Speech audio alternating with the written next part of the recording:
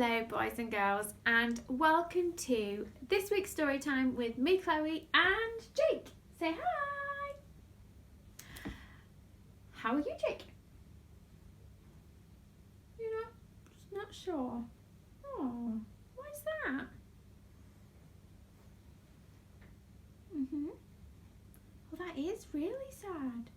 Oh, Jake is feeling sad because his friend promised to come and play with him, but then they never did. And you were left all on your own. Oh, that's okay, Jake. Sorry, Jake. Well, do you know what? Today's story is about a promise from the Bible. Shall we read it and find out what it has to tell us about promises? Okay. So this story is called A Promise Kept, and there are actions for you to join in with at home. So Sarah was very old. Can you pretend to be bent over? Like, I'm old. I'm old. Her husband Abraham was even older.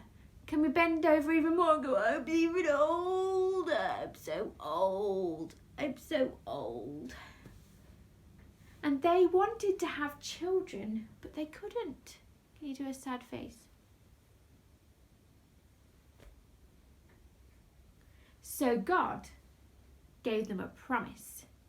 Can you put your hand on your heart and maybe look at God? I will give you a big family. Can you make a really big circle with your hands? Really big family. More than the stars in the sky. That's it, up there. More people in your family than the stars in the sky. Wow. But when Sarah heard this, she laughed. Can you pretend to laugh? Ha ha ha ha ha ha ha. But God kept his promise. Can you put your thumbs up? Sarah had a baby boy. Can you pretend to rock your hands? Well done, Jake. She called him Isaac, which means laughter. Can you pretend to laugh even more?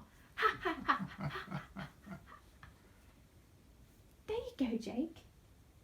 That's a story all about promises. Poor Sarah and Abraham were really old, okay, and they really wanted to have children, but they couldn't. So God promised that he would let them have children and that they would be more than the stars in the sky.